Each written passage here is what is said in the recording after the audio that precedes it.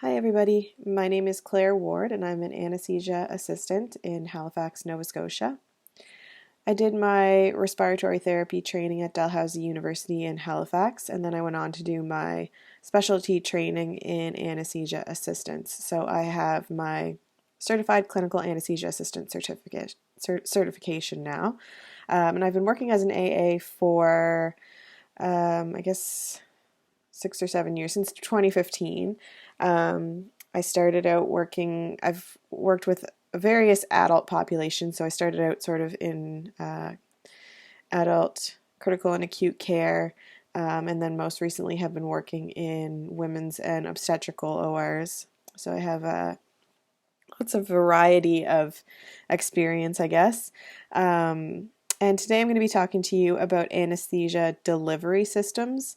I do appreciate that this is a bit of a dense and very technical subject and slideshow, so bear with me, but I am certainly more than happy to answer any questions, whether that be through mic or through email.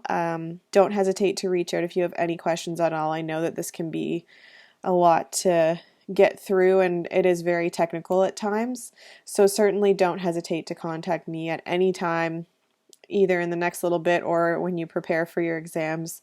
If you have any questions about any of these things or anything related to anesthesia, the OR, anesthesia assistance, anything like that, I would be more than happy to answer any questions or to even just sort of chat about things. So feel free to send me an email. My email's on the slide there. So starting out, I just want to say that this presentation is going to cover the general concepts of anesthesia delivery systems, but you may find that each different machine that you encounter has its own features, so to speak. But typically the broad concepts and functions are very similar. So if you see things in this presentation that might be slightly different than what you're encountering in your OR rotations, that's to be expected. I'm just kind of going off of what we use here in Nova Scotia and sort of what I'm most familiar with, but the overall concepts should be very similar throughout. But there may be sort of little idiosyncrasies to each machine and little specific things with each workstation that you encounter. So just be aware of that. But overall, the principles are obviously the same. So we'll just talk about what is the anesthesia workstation. So that's kind of everything that's included in the anesthesia delivery systems, everything in sort of the anesthesia area. So the anesthesia machine itself, which then breaks down into the pressure regulating and the gas mixing components. Then you have the vaporizers, which are where the volatile agents are contained, the ventilator, the breathing system, so the circuit, essentially you guys would be familiar with that, the scavenging system, and then the monitors. So those are both physiological and respiratory monitors. So that would be your ECG monitor, blood pressure cuff, your arterial blood pressure measurement, temperature, pulse ox, neuromuscular measurements, and your inhaled and exhaled concentrations of oxygen, CO2, and anesthetic gases and vapors. And then you also have usually monitors for your ventilator waveforms and pressure measurements. As well, there are some optional portions to the anesthesia workstation. So you could have different drug delivery systems, so maybe some infusion pumps, that type of thing. Usually your suction equipment, and typically there would be some sort of data management system, so electronic health record type of thing. So in Halifax, we have a separate screen and sort of like a separate computer where we have our anesthetic record that's recorded in real time, and you can type in and add your own recording as you're going as well. Continuing on from the parts of the anesthesia workstation, we'll now talk about the function of the anesthesia machine. So there's sort of two basic parts to the function of the anesthesia machine. They're probably a little bit obvious. So the first would be the delivery of medical gas and volatile anesthetics. And it's important to note that this is always of a known concentration. So it's rigidly measured. It's meant to be very, very specific. So we're delivering medical gas and anesthetics in a very controlled way. And then the other side of that is the removal of CO2 from the system. So we have our CO2 absorber and our scavenging system. So you're delivering medical gas and anesthetics to the patient and removing CO2 from the circuit. Okay, next we're going to talk about the components of the anesthesia machine. So the next couple slides will cover that. And you will be familiar with many of these safety mechanisms and components from your ventilator courses, but you should know that they're also present in the OR. So there will be some overlap, but that should hopefully help in sort of the understanding of some of these concepts. So first we have our electric and pneumatic power sources, so very basic. The on and off switch is the first one. Then we have our inlet of hospital pipeline. So we have oxygen, nitrous oxide, and medical air piped into the OR. Those are the three sort of most common. There could be some variety again there, but that's pretty standard, I would say. Those are color-coded and piped in DISS connections. And then you'd have a shut-off valve in each OR for those. Another safety mechanism there. And then you have your inlet of compressed gas cylinders. So typically oxygen and nitrous. Oxygen is mandatory, but the nitrous is optional, so you may or may not have that. That would be a PISS connection. And each gas inlet also has a one-way check valve to prevent gas from flowing back into the piping system or even into the atmosphere or the OR if there was no hose attached. And then you also have a power failure indicator there, so that would be a visual and audible alarm and reserve power system. Next you have your pressure regulators. I'm sure you all know this probably better than I do. So these would reduce your pipeline and cylinder pressures. So as you know, the pressure from cylinders is high and variable. So each gas supplied requires a pressure regulator to keep the gas supply at a lower and more constant pressure. Then we have our oxygen fail-safe device. This is an important one for sure. So this prevents the delivery of hypoxic gas mixtures in the event of a low or failed oxygen supply. And this was actually a problem with the earlier on anesthesia machines. So you could have an unrecognized depletion of oxygen, which would usually happen if, say, your oxygen cylinder ran empty. And that would result in the delivery of 100% anesthetic gas, which is, of course, quite dangerous. So what this oxygen fail-safe device does is it proportionately decreases, or sometimes even shuts off completely, the flow of all gases when the pressure in the oxygen delivery line drops below 30 psi. An oxygen analyzer is still required in line, as well as a supply failure alarm, and that's just built into the system because the fail-safe device isn't perfect. So that's why that fail-safe device and the analyzer and the fail-safe alarm are still there, because if the oxygen flow was zero but the gas pressure in the circuit was still maintained, for example if you had a crack or a leak in the oxygen flow meter, you would still have the pressure in the system as a whole, and you could potentially still get a delivery of 100% nitrous gas. So with the oxygen analyzer in line, you can detect if you're getting a hypoxic mixture by accident. So that was added after that was identified as a major problem with the earlier on anesthesia machines. Then we have our O2 flush control, or emergency O2 flush valve. And what this does is it bypasses the flow meters and vaporizers and delivers oxygen at a high flow directly to the common gas outlet. So it's usually delineated as O2 plus when you see it on the anesthesia machine.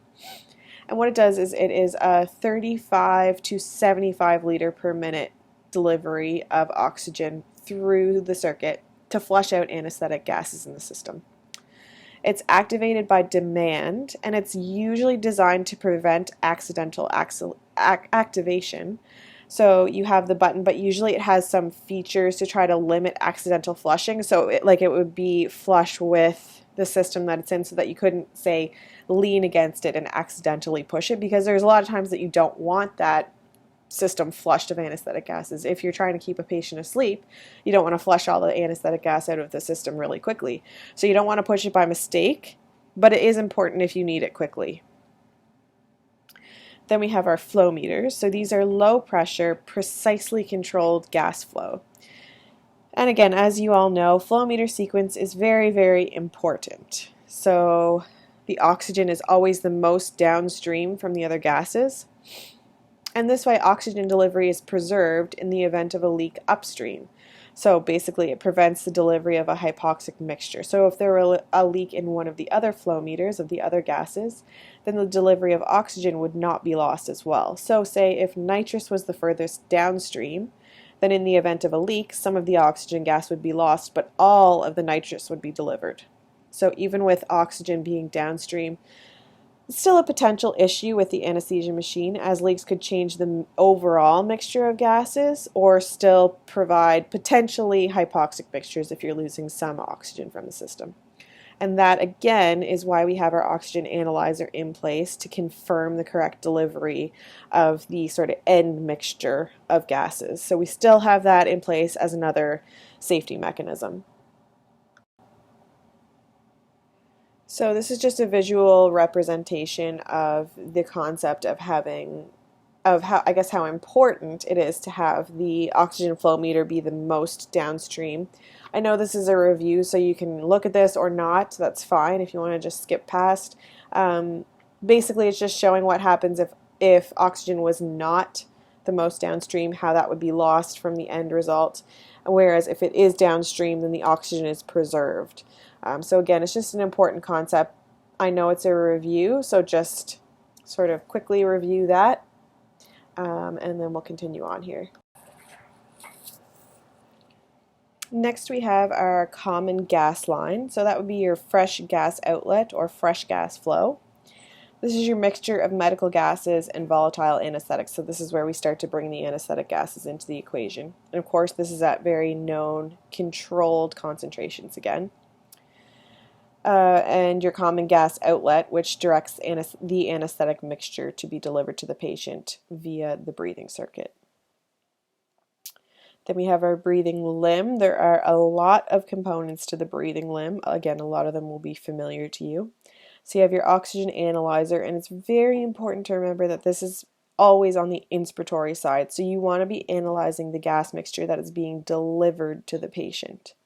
We do measure the exhaled concentrations, but the inhaled concentrations are controlled, and they're the very, very, very critical ones.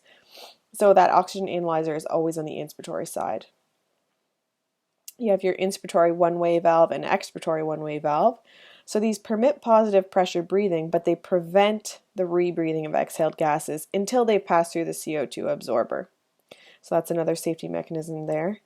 And also until the gas has been reoxygenated. So we're making sure that the gas doesn't go back to the patient until the CO2 is taken out and oxygen has been replaced. You also have your large bore corrugated tubing. So this is flexible, resists kinking, but important to remember that it can distend with some positive pressure ventilation. Just like with if you use flexible tubing on your ventilator circuit, same type of thing. You just have to be mindful of that. You have your APL, or adjustable pressure limiting valve, and this can be set to pressurize the breathing circuit during manual or spontaneous ventilation only. So what happens is, as you turn the APL valve closed, you have an increasing amount of pressure in the breathing system, but very, very important, it should be left open during spontaneous ventilation. So think about what would happen if you left the APL valve closed. So basically what the APL valve does is it pressurizes the circuit. So if you have this back pressure in the circuit when a patient is trying to spontaneously breathe, then they won't be able to exhale. So that could be very scary and dangerous to a patient that's trying to spontaneously ventilate. And especially if they're sort of not totally aware, you might be sort of forcing a lot of back pressure into their lungs as well. You also have your expiratory gas sampling line and spirometer. So these are to measure the expired gas concentrations, the respiratory rate, and the volume. So again, we do measure the expired gas sampling line, but it's sort of more just for our knowledge and not as much for what we're controlling. Although you can measure expired CO2, which can be useful as well. Carbon dioxide absorber. So CO2 is eliminated, through chemical neutralization. So by directing exhaled gases through a canister filled with CO2 absorbent granules. Commonly what we use are soda lime granules, so that would be what we use here in Nova Scotia. I know there are other ones that are sometimes used, so that this could be one of the areas where you might see some variety depending on what your hospital has chosen, but soda lime is a very common one. They have a pH sensitive indicator dye. So the CO2 absorbents contain an indicator dye that changes color when the granules are exhausted, similar to how an end-tidal CO2 indicator would work, for example, for confirming the endotracheal tube placement. Soda lime granules change from white to purple. Again, this can be different depending on if you're not using soda lime. Sometimes the colors are different, but soda lime changes from white to purple. But over time, the color might start to revert back to white. So just again, to be mindful of the fact that if it was an old absorber and it looked white, potentially it could just be that it's been a long time. Typically, they're not around for that long, so it's not too much of an issue, but just so that you know that. Some absorbers don't change back once they've been changed, but soda lime is one that, again, it's more theoretical, but it could start to change back. You also have your reservoir bag, so that provides an available reserve volume of up to 60 liters per minute.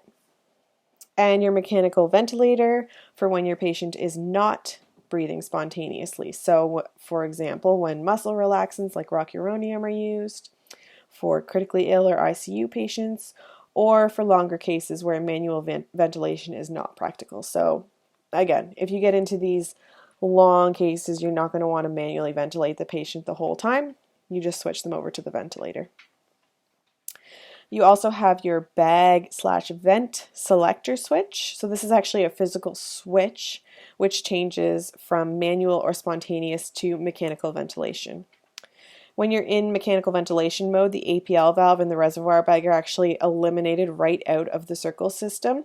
So your APL valve, you can turn it, but it's not doing anything. It's not contributing at all. Same with your reservoir bag. If you were to squeeze the reservoir bag when you're switched over to the ventilator, it won't do anything. So if you want to try and bag the patient, you need to remember to switch back over to bag, or essentially switch back over to manual ventilation. Modern machines have most of the same capabilities as ICU ventilators. More attention is definitely being paid to intraoperative ventilation now than it used to be. We used to be particularly bad, I think.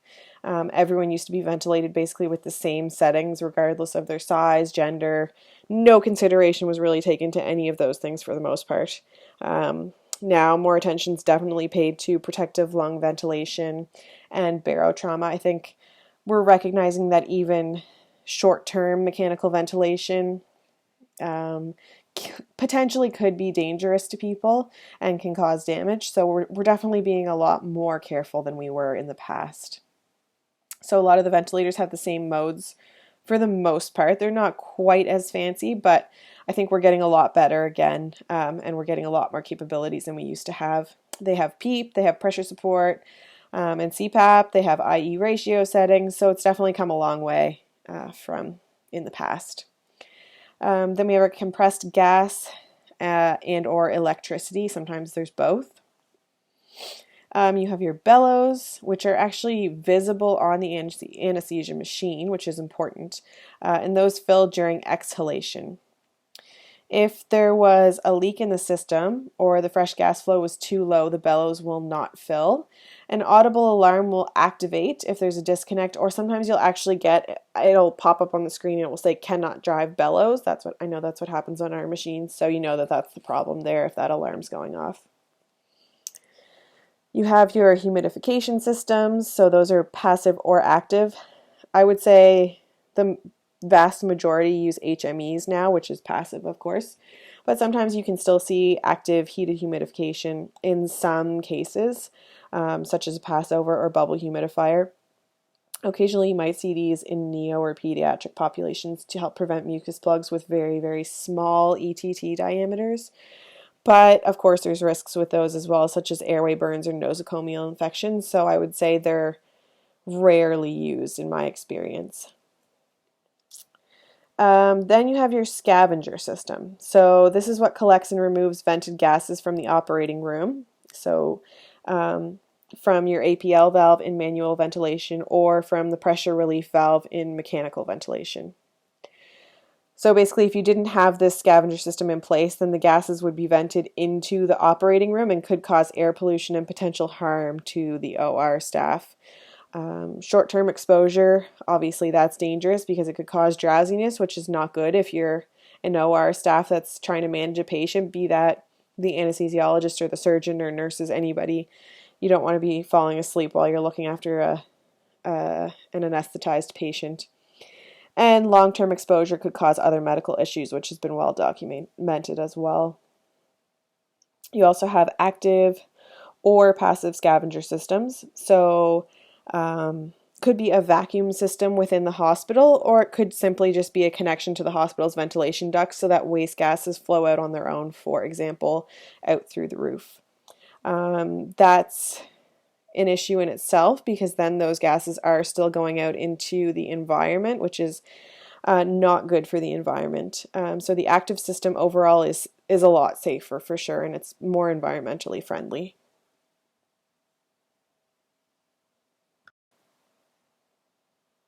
Here we have a visual depiction of all of the breathing circuit components that we've just talked about. So normally at this point I would take any questions that anybody has about the components. So feel free to write those down, jot them down on the side of your notes, and I can certainly answer those through email or through Mike. I know that's a lot of information, again, very technical, so I find I'm a very visual learner, so hopefully this picture will help make a little bit more sense. So look at this next to those last couple slides that we went through and just sort of go through each part and make sure you understand where they fall in this picture and in the circuit. We will talk about the circle circuit in more detail later in the lecture, but just in terms of each piece of that, this should sort of show you where everything is. Here is another diagram to hopefully help make a little more sense of how things flow through the system. And this is a little bit specific to switching from manual to mechanical ventilation. So that selector switch that I talked about, this is going to show how different portions are active during mechanical ventilation, and then other portions are active during manual ventilation. So I talked about that a little bit, but hopefully this diagram will make that a little bit more clear. So on these diagrams, you can see the fresh gas flow through a circle system during exhalation. So the first diagram shows manual ventilation during exhalation, and then the second diagram shows mechanical ventilation. Okay, so hopefully that makes sense. The darker colored arrows are fresh gas flow, and the lighter colored arrows are the exhaled gases. So since this shows exhalation, the fresh gas flow is retrograde through the absorber. And as you can see, during manual ventilation, the selector valve, so that's that bag vent selector valve, removes the ventilator from the system. So when you're switched over to manual ventilation, the ventilator portion is cut out of the system. Then when you switch to mechanical ventilation, the ventilator is included in the system now, but the APL valve and the reservoir bag are removed. Okay, so those two are not in play at all when you're switched over to mechanical ventilation. That's the APL valve and the reservoir bag. The fresh gas flow during exhalation is retrograde through the absorber. So during manual ventilation, the fresh gas flow should usually be high so that the fresh gas can reach the reservoir bag. During mechanical ventilation, the fresh gas flow is much lower just because you don't need the same flows where it's a circle system and everything is contained. One more component of the anesthesia machine to cover, and that's the vaporizers. So volatile anesthetics are liquids at room temperature and atmospheric pressure. So the vaporization, which is turning the volatile anesthetic from a liquid to a vapor, takes place in a closed vaporizer, as it's called. So each vaporizer is gauged specifically to a certain anesthetic gas, which we'll talk about a little more in detail later. But this is just as important as with the delivery of oxygen and nitrous. So just as important then, these volatile agents, the delivery also has to be very precise, very accurate, and very controlled. So basically, a measured amount of volatile gas is dispensed into the fresh gas mixture. And this happens two ways. One is a flow over method of vaporization. So a carrier gas flows over the surface of the liquid anesthetic agent. It becomes saturated with vapor, and then this vapor mixture is then added to the fresh gas flow mixture that's being delivered to the common gas outlet, which goes to the patient. The second thing is the variable bypass portion. So what happens here is when the carrier gas passes through the vaporizer, it's divided. So it can either enter the vaporizing chamber, which contains the liquid anesthetic, to pick up some of the anesthetic vapor, or it might bypass the vaporizing chamber completely. So how this works is the amount of gas entering the vaporizing chamber depends on how the operator has set the vaporizing orifice. So typically there's actually a manual, like a knob on the vaporizer to set how much gas you want. And what this is doing is it's changing the size of the orifice inside the vaporizer. So if you have a low level of anesthetic set to be delivered to the patient, the orifice to the vaporizing chamber will only be opened a tiny bit, and it only allows a little bit of the carrier gas to enter and pick up the anesthetic molecules. The rest will all be bypassing. As you increase that anesthetic gas setting, you're increasing the orifice so that more and more of the carrier gas can enter the vaporizing chamber and pick up anesthetic molecules, and less will be bypassing. And ultimately, this means that more anesthetic is going to be delivered to the patient. This is a diagram just to show that variable bypass, or sometimes called concentration calibrated vaporizer. So again, these are the most commonly seen vaporizers now. So from the picture, as you can see, the more that the valve opens, or the more gas that the operator wants to be delivered, the more carrier gas that will enter the vaporizing chamber to pick up volatile anesthetic vapor, rather than bypassing the chamber. So if the orifice is only opened a little bit, most of the carrier gas will just pass over. It will just bypass. If the orifice is opened more, then more of the carrier gas can enter, pick up some of the vaporizer, and continue on to the patient. So deliver more to the patient. I'm going to talk about vaporizer classification. So a couple important points about vaporizer classification. Vaporizers are agent specific, as I said earlier. So each vaporizer is specific to one anesthetic agent only. They are variable bypass, or as I said, concentration calibrated. They're flow over, so that's where I talked about the carrier gas flowing over. They are temperature compensated as well. So the process of vaporization creates heat. And what happens is that the vaporizers reduce the heat that's generated within them. So they're temperature compensated. They're also out of circuit. So they're out of the circuit system so that exhaled gases do not recirculate through the vaporizer. That makes sense. You don't want the exhaled gases to go back into the vaporizer again. So they're out of the circuit in that sense. As I mentioned, vaporizers are agent specific. So each vaporizer is constructed to a specific volatile agent.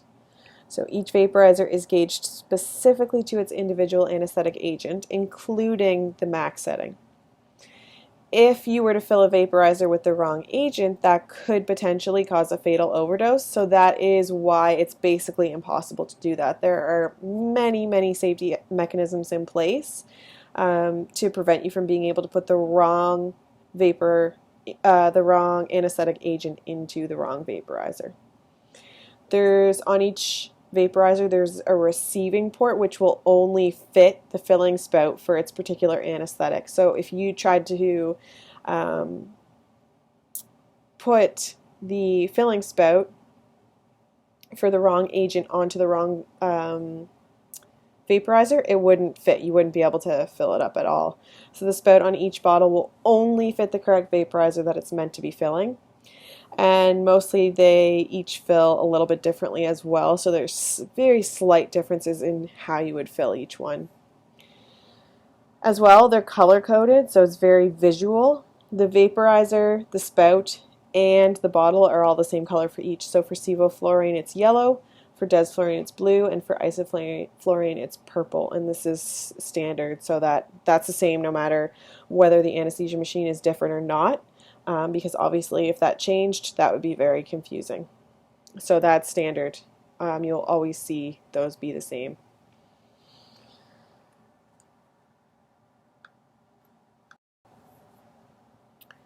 We're just going to talk about a few of the safety features with the anesthesia machine now. So a couple of parts. The cylinders have safety features, so they are built and tested to specific standards. They're color-coded, and they have PISS connectors with safety pressure relief. So they have a specific connection for each gas cylinder or to the hospital pipeline, which is DISS, and this also applies to the volatile anesthetics as well.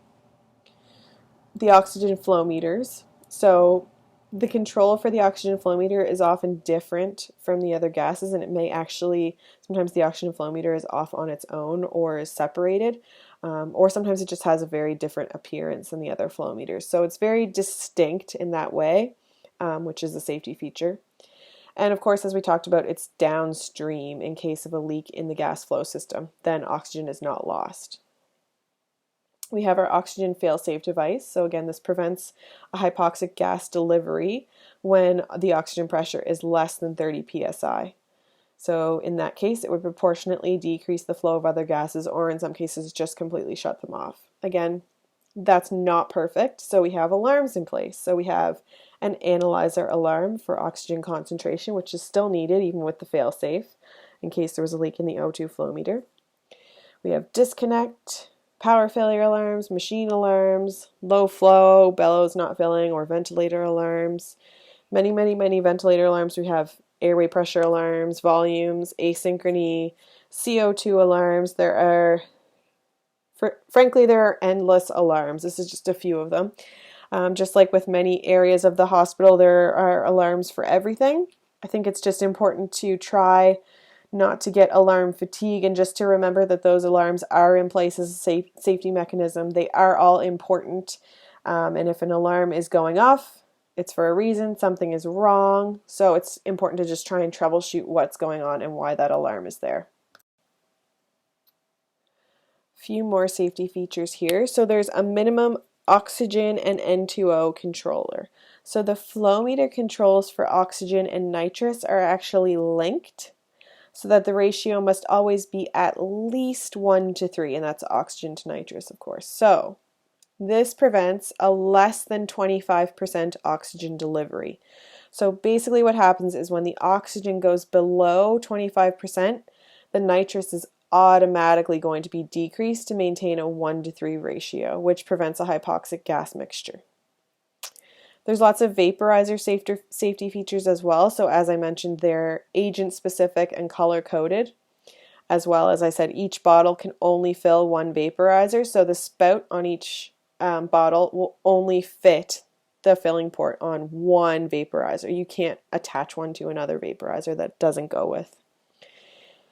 Only one vaporizer can be on at a time.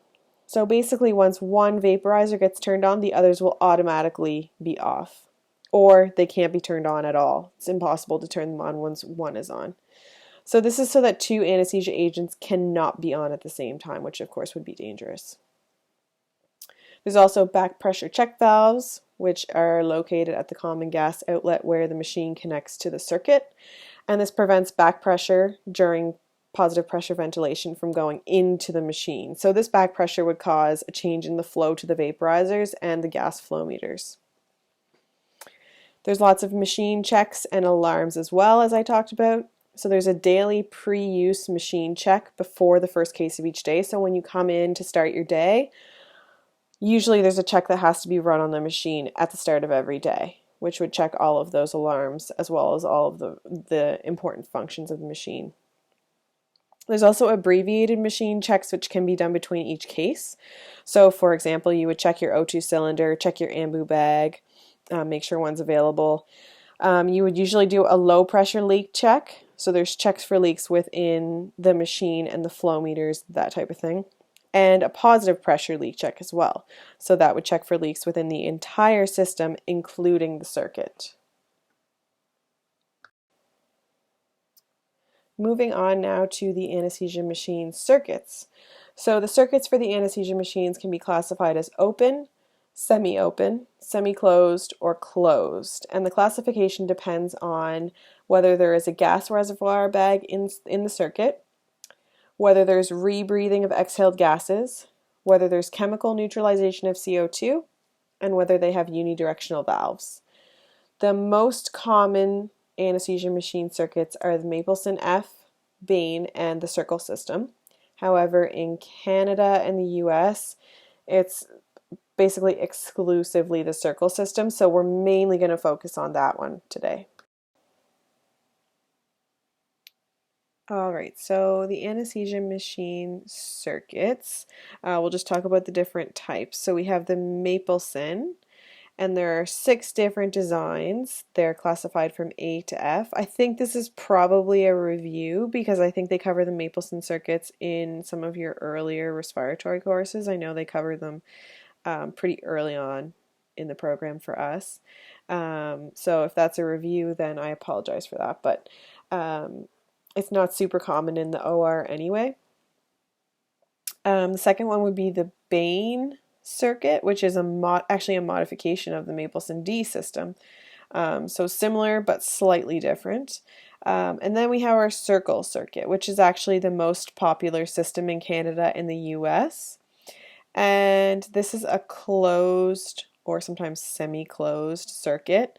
And basically what that means is that refers to the rebreathing of exhaled gases. We're going to almost exclusively talk about these because they're the ones that are used mostly in Canada and the US. They're the ones that you're almost always going to see, so we'll focus mostly on this type. So looking at the Mapleson anesthesia circuits, again, there's 6 arrangements of the Mapleson circuits. They're classified from A to F. They include fresh gas flow, reservoir tubing, face mask, reservoir bag, and an expiratory valve, which is to administer the anesthetic agent. So they all have varying arrangements, and again, there's a diagram coming up on the next slide to compare the configuration, so don't worry about trying to remember that from back in your other courses or anything like that. They're classified as semi-open, so there's no valves to direct the gas flow to or from the patient. Of course, you can see why that would be problematic.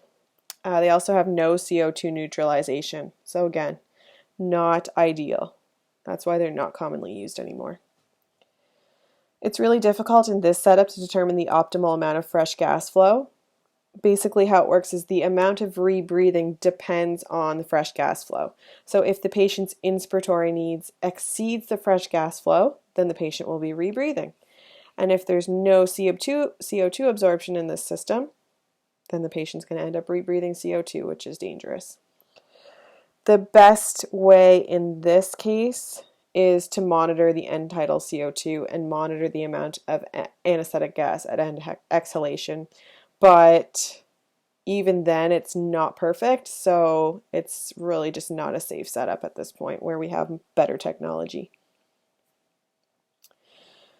The Mapleson F, which is sometimes called the Jackson-Rees modification, I had listed it as one of the 3 main types, but to be honest, it's not really seen that commonly anymore, except in specific situations or populations. It is a modification of the Mapleson D configuration, where it has a pressure limiting overflow valve on the reservoir bag. Sometimes you might see it in pediatric anesthesia or for transports. It has less dead space and resistance, so in those very, very tiny lungs, it can be good sometimes in those situations. That's really where you might, only places you might see it. Some disadvantages of this system Obviously, it requires a high fresh gas flow to prevent rebreathing. You don't want the patient to be rebreathing their CO2, so it actually requires 2 to 3 times the patient's minute ventilation just to be sure that they're not rebreathing. There's also potential for high airway pressure and barotrauma if the valve were ever to get occluded. That's very dangerous. And these have no humidification system. You can add an inline heated humidifier, but again, there's just better systems at this point.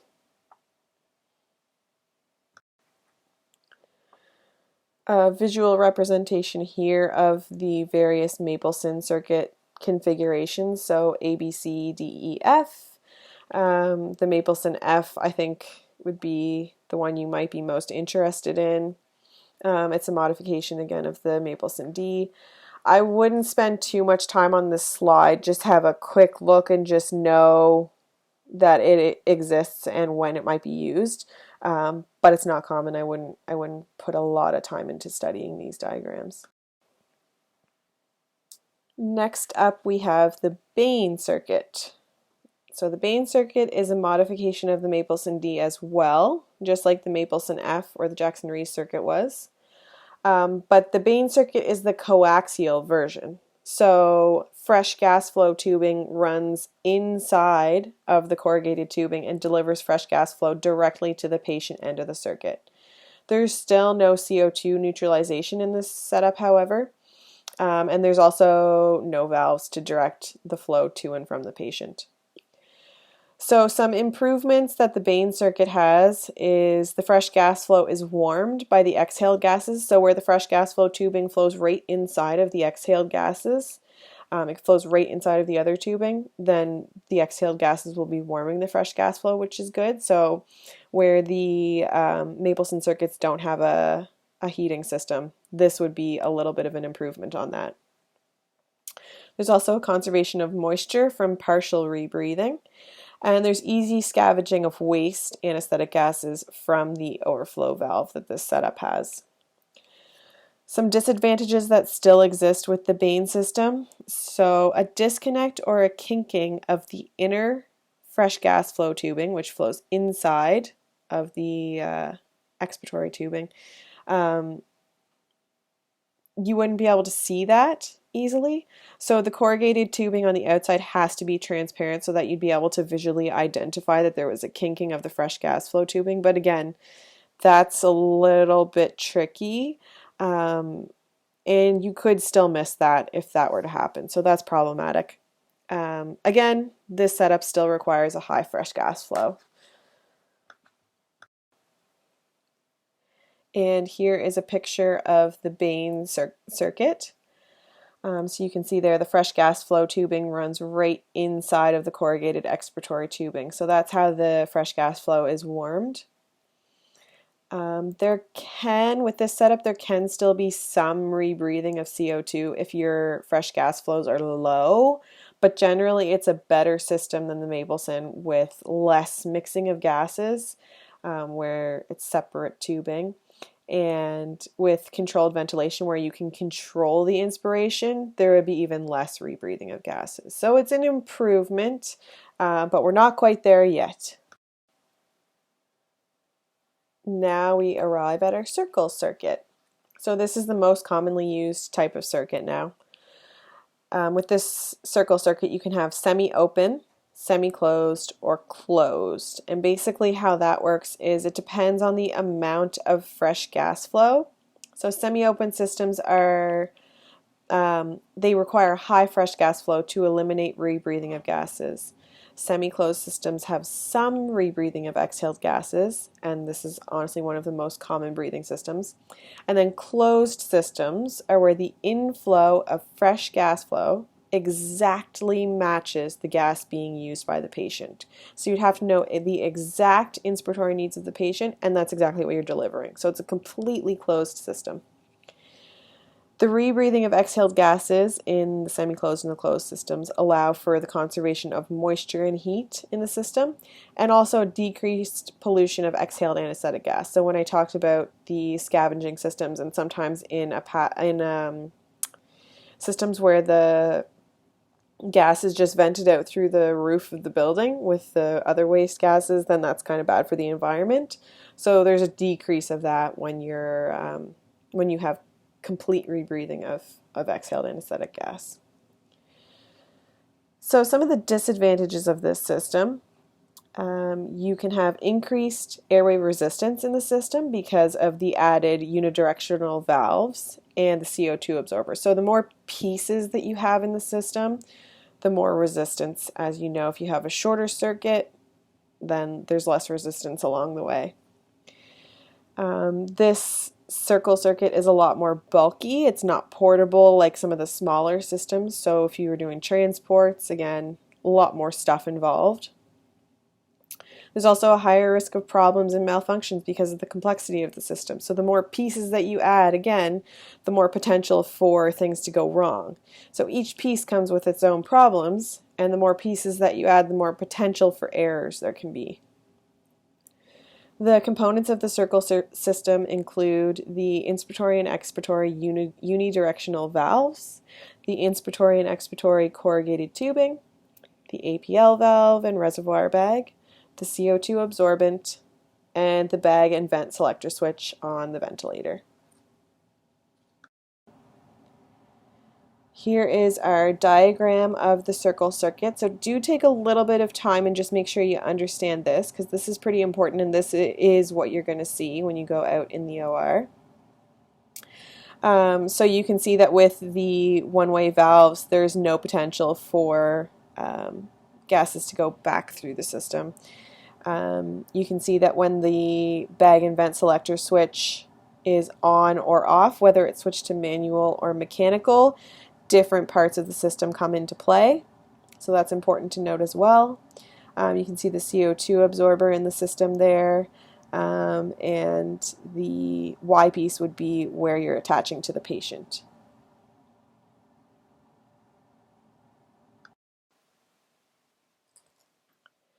Finally, we'll talk about our closed circle circuit. So a closed circle circuit means that you have total rebreathing of exhaled gases. So important to note that the CO2 is removed before this is considered, but once the CO2 is removed, it means that the delivered gas exactly matches the uptake of oxygen and anesthetic gas to the tissues. So this is difficult to achieve, as you can imagine, because figuring out what is being taken up by the tissues is not an exact science most times.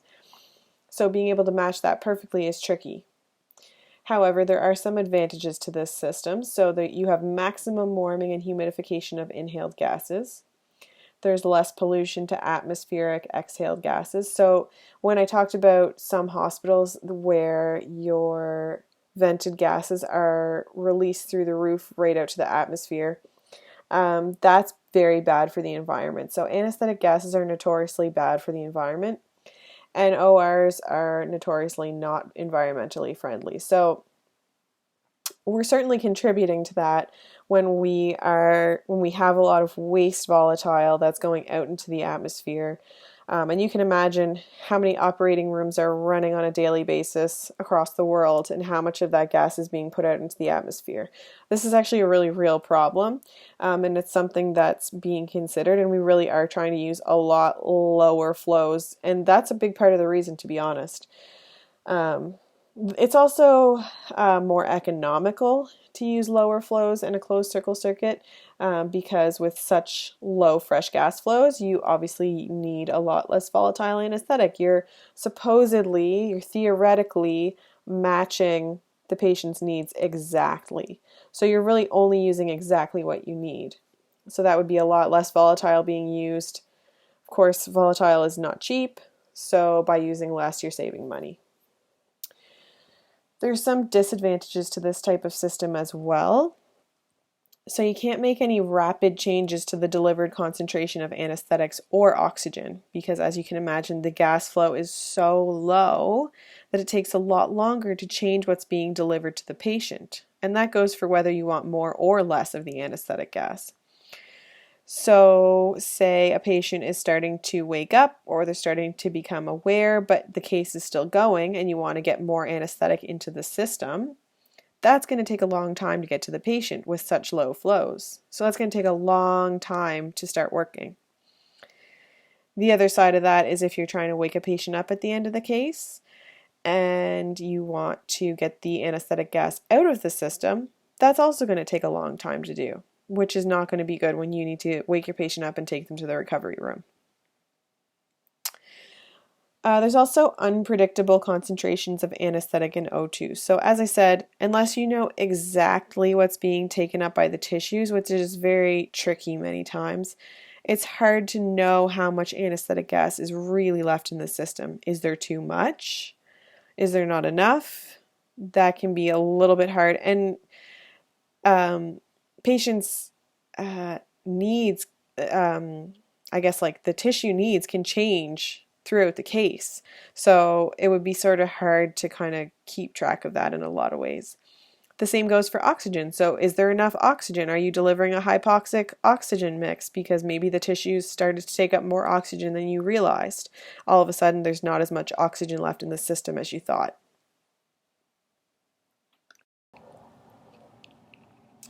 I've included this chart here, which is actually right out of one of the textbooks that I used, but I thought it was very helpful. So I just threw the picture in here for you guys as well. And it's basically just comparing the different types of systems, and it's highlighting some of the main differences and main similarities. So I think it's a good image just to have as a reference when you're studying. I'll just highlight, I guess, a couple of important differences. You can look through the picture in more detail, but just a couple of things to make particular note of. So we have the open system, which I didn't really even talk about, but that would be your open drop system. And then the semi-open, so that's your Mapleson system again. So it only has one unidirectional valve, so that's the APL valve. And there's no valves directing gas to and from the patient. So that's important to note. And also it requires a high rate of fresh gas flow. So in your semi-closed system, that's your circuit again, you have partial rebreathing of gas, but the fresh gas flow is still above the minimum patient requirement. So it's not as bad in terms of rebreathing of gases. And you have CO2 neutralization, so no rebreathing of CO2, which is good. You do have your unidirectional valves in your semi-closed system, and your fresh gas flow is moderate as opposed to the high rates that are required in the semi-open and the open systems. And then finally in your closed, which is again your circuit, you have a total rebreathing of gas, CO2 neutralization, and a very, very low rate of gas flow is required. So commonly now in the OR we go between a closed and a semi-closed circle system. We try to keep the fresh gas flow as low as we possibly can because, like I said before, it's more economical, it's better for the environment, but there are times when we need to increase the flow rate to the patient. So, for example, if the patient starts spontaneously breathing, if they're starting to wake up or they're not paralyzed anymore, during manual ventilation, we need higher gas flow rates. During induction, we want to get the anesthetic agent in a lot quicker. During emergence, we want the anesthetic gas out a lot quicker, so we increase the gas flow then. Or anytime that we need to make quick changes to the gases being delivered, what we'll do is when we're adjusting or turning up or down the volatile flow, we'll also turn up the fresh gas flow so that the changes will be seen quicker. So in that case, we're pretty much switching to a semi-closed system. And then once we're kind of at a place where we're happy again, then we can switch back to lower gas flows and go back towards more of a closed circuit system. I just want to take a moment at this point. If you can just make a note of any questions that you might have about vaporizers or the type of circuits. Again, normally we just do a little pause here and do any questions on those things because that was kind of another big chunk of information and lots of information there. So feel free to kind of jot down any questions that you might have at this point about any of those things. And then at the end you can email those off to me or pass them on to Mike and he can give them to me. But don't hesitate to ask because, again, it's a lot of information there. So make a note of those if you have any questions at this point. Now we're going to do a little bit of a shift into anesthesia monitoring systems. So you'll be familiar probably with a lot of this, as there's some overlap here in what you would be doing with your ICU patients, even sometimes with patients in emerge or transport. Some of this you'd see probably on the floors, but mostly this kind of level of detail you probably see more in ICU and that type of thing. This is nice because we get to move a little, slightly more into the clinical side of things, away from the super technical. So we'll move right into anesthesia monitoring systems now. To start off, we'll just talk about the types of monitoring. So we have non-invasive monitoring, so that's all of your regular, your ECG, blood pressure, pulse ox, capnography, your BIS, which stands for bispectral index, your temperature monitoring, and your neuromuscular monitoring.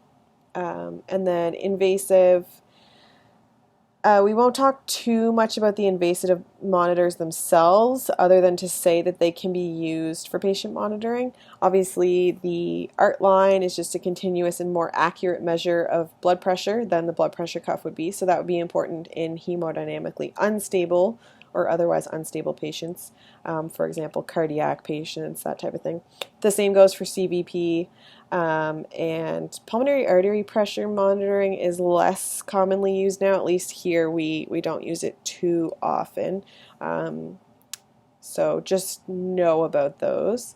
MAC is also a huge one in anesthesia, so we'll definitely talk about that in more detail coming up here.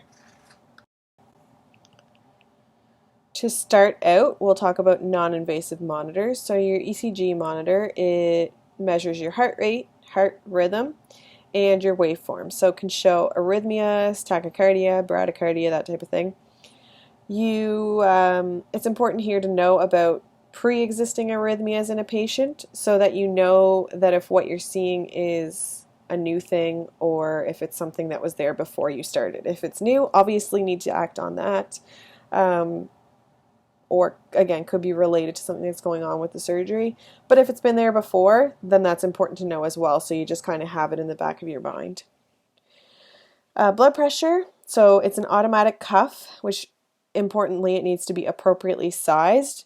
And blood pressure can be manually measured once, or it can be set up to go off at certain intervals. For example, you could have the blood pressure taken every 1 minute, 3 minutes, 5 minutes, 15 minutes, or so on. So this takes blood pressure measurements at regular intervals throughout the surgery, and the size can change the readings. So that's why I say it's important that you have an appropriately sized cuff. If it's too small, the cuff might not stay on during inflation, or it might read too high. If it's too big, the blood pressure might read too low. And you measure your systolic and diastolic. So it's also important to know that changes in position can also affect blood pressure. So if the patient is upright versus lying down, if the patient's in Trendelenburg, things like that, you need to know how position can affect the blood pressure and how changes in position can change the blood pressure. Next, we have our pulse ox. So that measures, of course, your SpO2 and also measures your heart rate. This is based on the Beers-Lambert's law and the saturation of hemoglobin being measured by different wavelengths of light. Can also measure your pulse rate if the ECG monitor becomes unreliable. So sometimes if the surgeons are using a cautery, or if the patient's moving or things like that, then periodically the ECG monitor might sort of show some artifact, and then you can, for a short time, rely on the pulse ox to see the patient's heart rate. Usually we would measure this on the patient's finger with a finger probe, but you can also use ear probes if the hands are not accessible, or if it becomes difficult to get a reading on their fingers, then you can switch over to an ear probe as well. The BIS monitor, which is the bispectral index, measures the level of consciousness of the patient, so it actually measures the EEG activity. How it works is it uses an algorithm to process the patient's EEG activity, and then it converts that into a singular number or measurement. If a patient has a BIS of less than 60, this corresponds to a patient who is unable to respond to verbal commands. So the textbook that I have here says greater than 70 has a higher likelihood of awareness under anesthesia, but we typically say they should be under 60, just probably erring on the side of caution, but I don't think we want to get into any question of whether the patient might be aware of what's going on there. So we usually, in the OR, we usually try to aim for a BIS of 40 to 60 for a healthy patient and a routine anesthesia.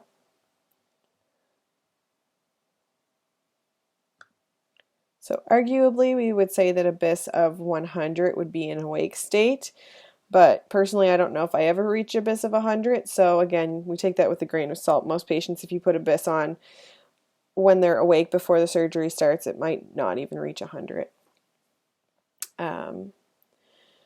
Again, we say 40 to 60. That can be patient dependent sometimes. It's common to use BIS monitoring for patients who are having a TIVA, which stands for total IV anesthetic, because obviously if the anesthetic is entirely through the IV, you can't monitor their MAC of anesthetic gas.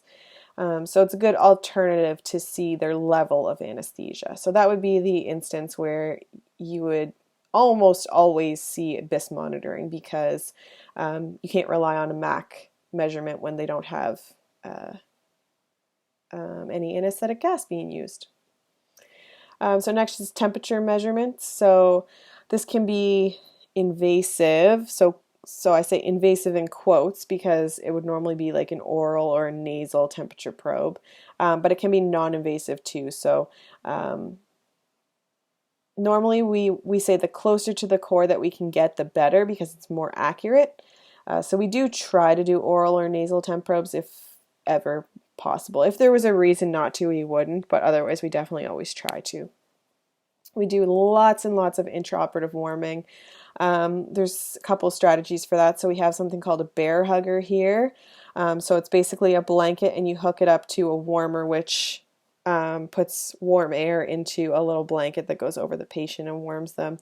We have IV fluid warmers so that the fluid that's going into their IV is already warmed up.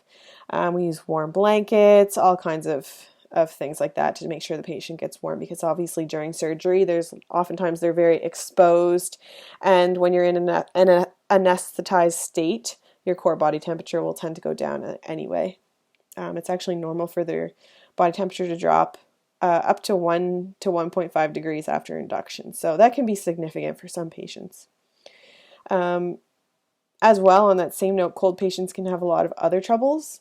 So your temp can drop for lots of reasons. You can have peripheral vasodilation from anesthetics. The ORs are always cold. Surgeons and staff are all scrubbed, so we keep the temperature a little lower so that they're not sweating to death. But consequently, like I said, the patient's exposed. They have a large surgical incision, so like they're getting really cold. So we do lots to try and keep patients warmed up. Hypothermia also delays recovery from anesthesia. It can result in dysrhythmias, or in some cases even an MI in patient populations, like elderly patients, for example. They have patients that are cold have longer coagulation times and wound healing times, so it can be a big problem for sure. There have been a lot of studies recently on keeping patients warmer and intraoperative temperature measuring. One of our hospitals here even started giving patients warming blankets in pre-op to try to sort of preemptively get them warmed up and try to minimize that temperature drop that happens when they kind of the surgery first starts. So there's a lot of work done.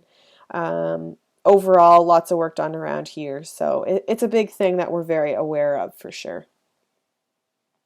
Moving on to neuromuscular monitoring. So that would be your train of 4, we call it. So what it is it's 4 electrical stimulations.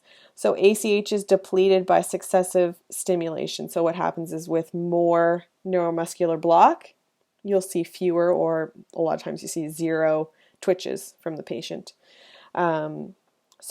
Or the other side of that is with less block, all your twitches should be present.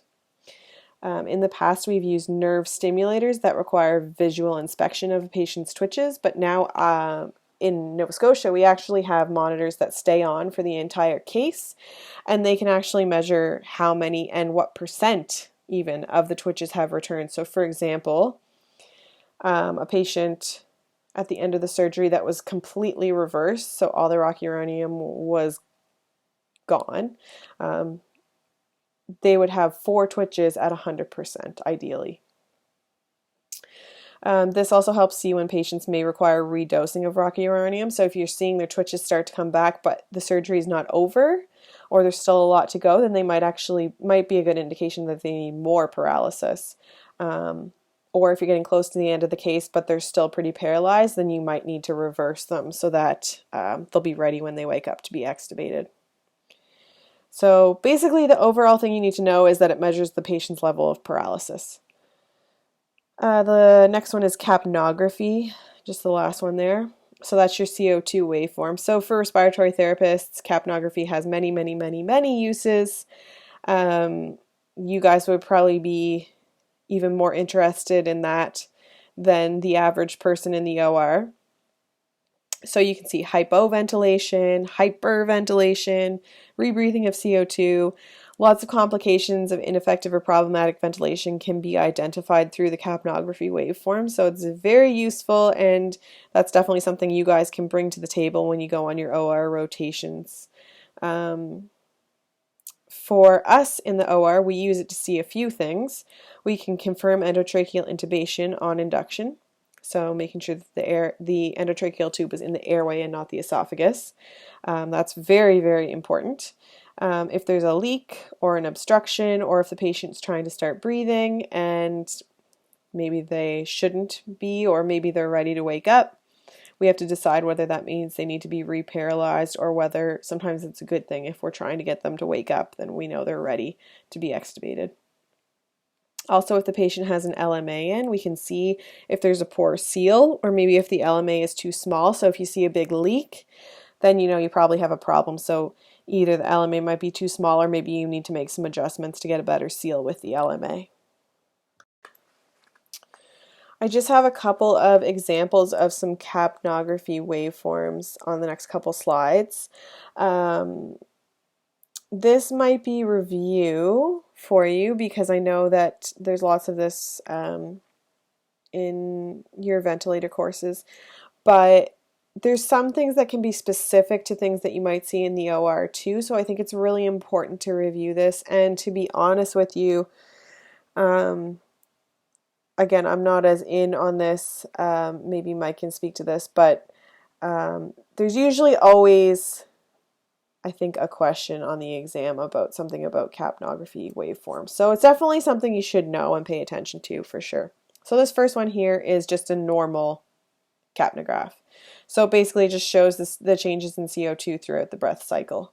So the A to B section there is your baseline. D would be your end tidal concentration. And then the D to E segment is actually the beginning of inspiration there. Okay, so we'll go through a couple of some not normal waveforms now, just so you can see. All right, so now we have a couple of examples of some waveform problems that you might see. So this first one here at the top, you can see there is an increasing level of end tidal CO2. So that is an example of hypoventilation. So you'd have either a decreased respiratory rate or tidal volume. That might be seen if you have an increased metabolic rate.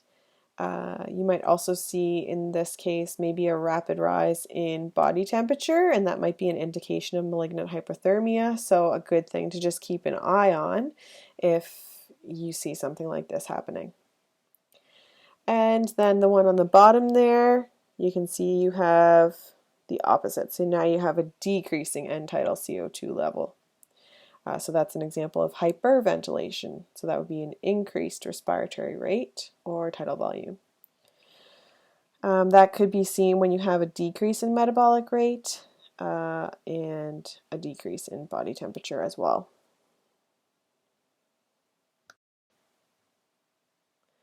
Okay, a couple more examples here. This first one on the top.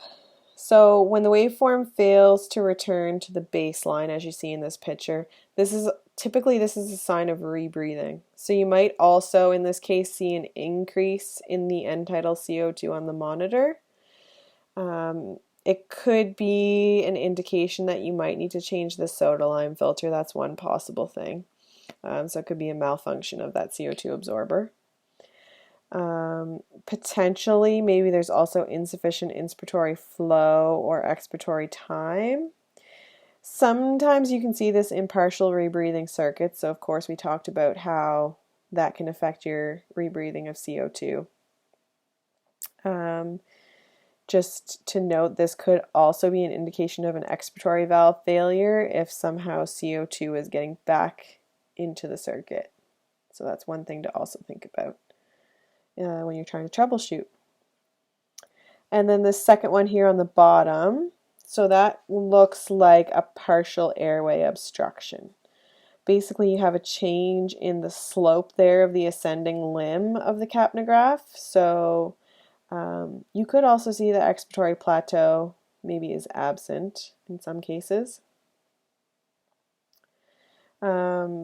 This could mean that the expiratory limb of the breathing circuit might be obstructed. Possibly there's a foreign body in the upper airway. You might have a kinked or occluded artificial airway, maybe your tube. Could also mean bronchospasm, so that can be a little bit scary, particularly if you have an LMA in place. But definitely one you want to sort of troubleshoot and identify quickly if you have a partial airway obstruction.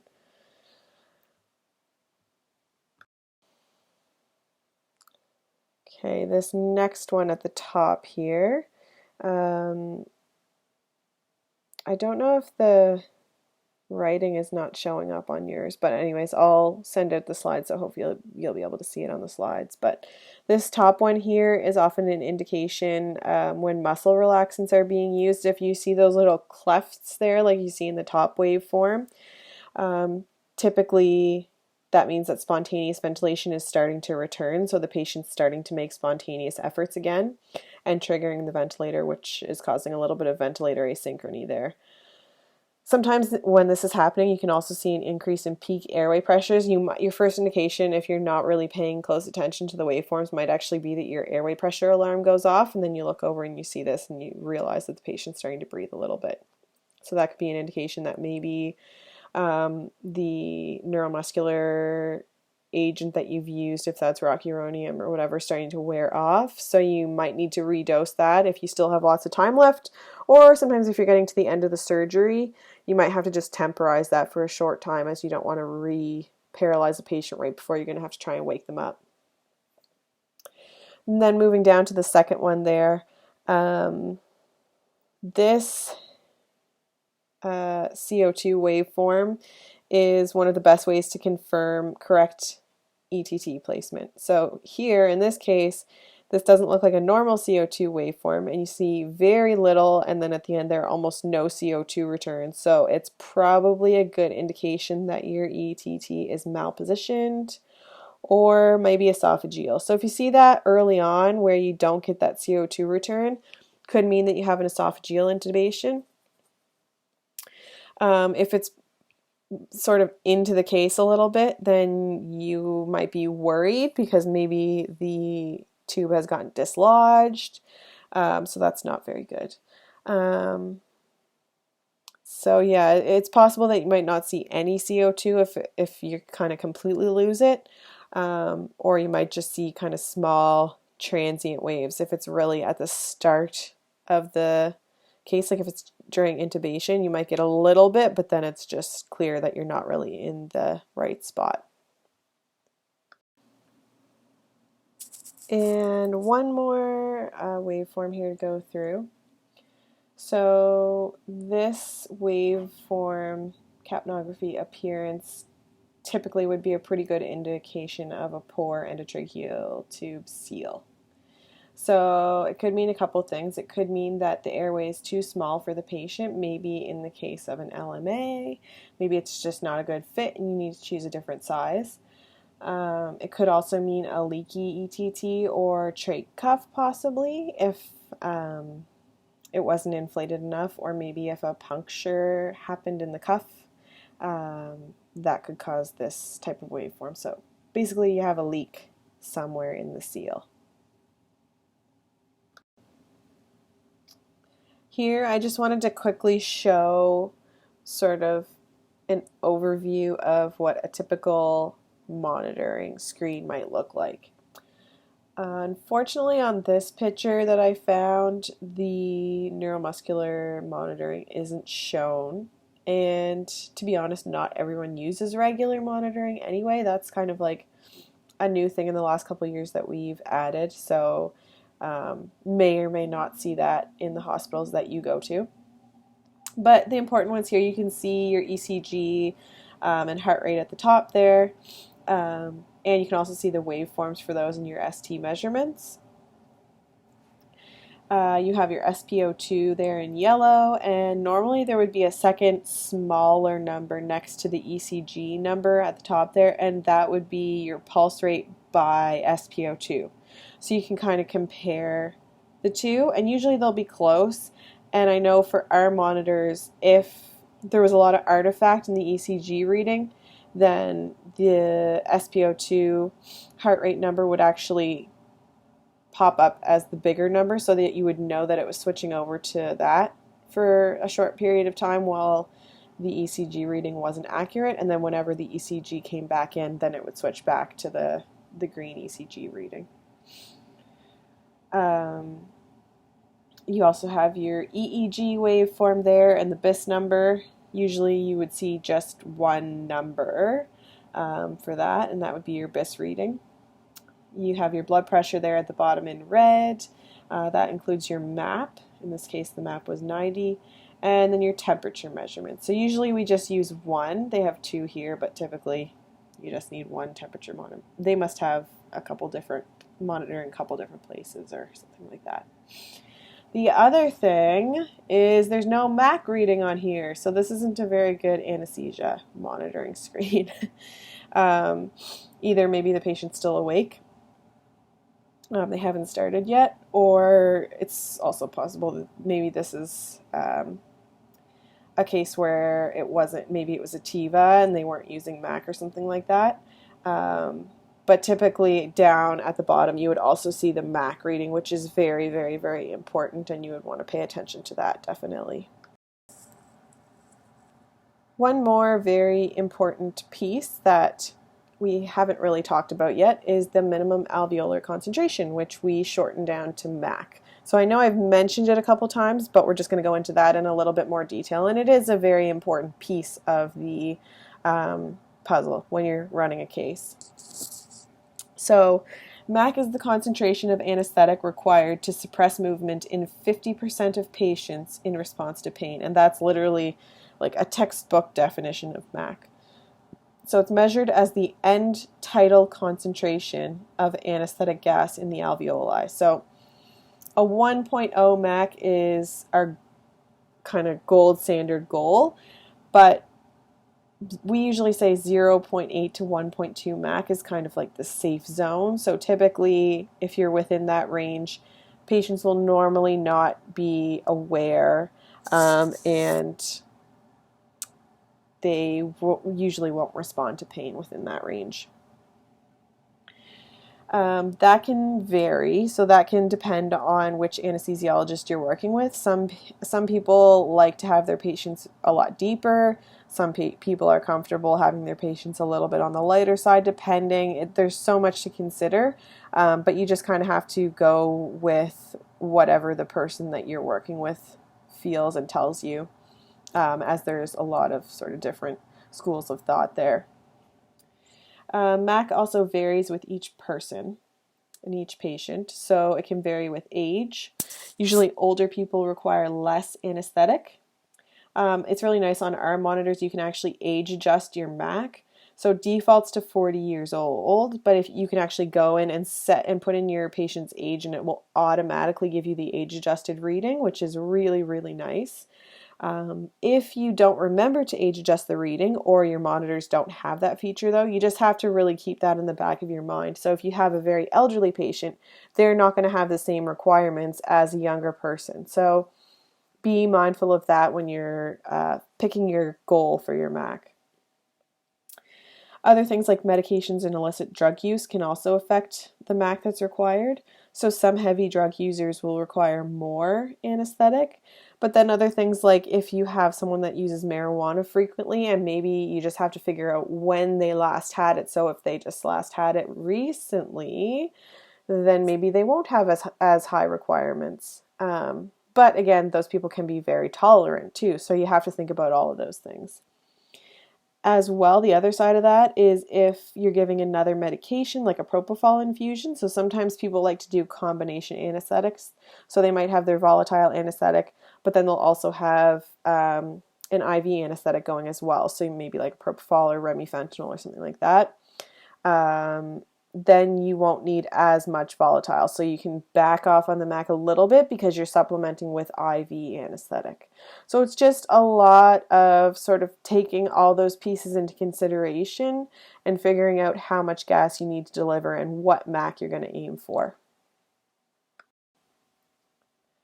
Just have one last slide here.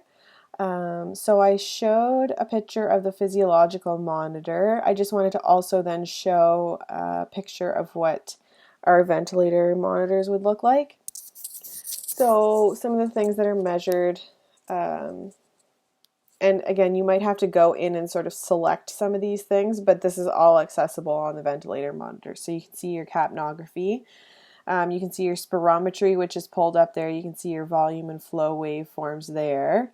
The oxygen analyzer readings of your FiO2 and end-tidal CO2 would show up. You'd also have your airway pressures, low and high alarms, and your PEEP. And then you have your volume, which also has low and high alarms that can be set. So along the bottom of the monitor would be the things that you have set. So this person has set an FiO2 of 100. Their total flow is set to 6 liters per minute, and they've set 12 by 500 with an IE ratio of 1 to 2 and a PEEP of 5. And then along the right side would be what's actually being measured. So you can see there your expired tidal volume is 490 mils, so it's pretty close. Your minute ventilation 5.7. They have peak pressures there 25. So that would be what's being measured, and along the bottom is what you've set. So that's just an important distinction. And obviously, you guys are experts in ventilation. You know what all the things mean. It's just becoming familiar with where to go to find all of the information. So familiarizing yourself with whichever monitors are used in your hospital, whichever ventilator monitors, and how to access all of the information. You know what to do once you have it. It's just a matter of going in and finding it. So that is basically the end of my presentation. I just have a couple of references and we'll just go on to the last slide here. I just want to reiterate that if you have any questions at all, please do not feel like bad or do not hesitate to email me with any questions. I love chatting with RT students.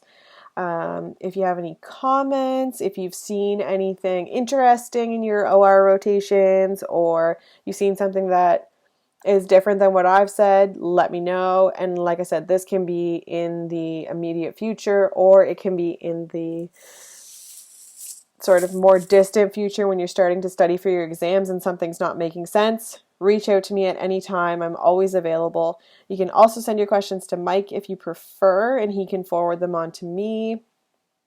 I'm hoping to do a little talk about the AA role and some sort of AA specific things later this week.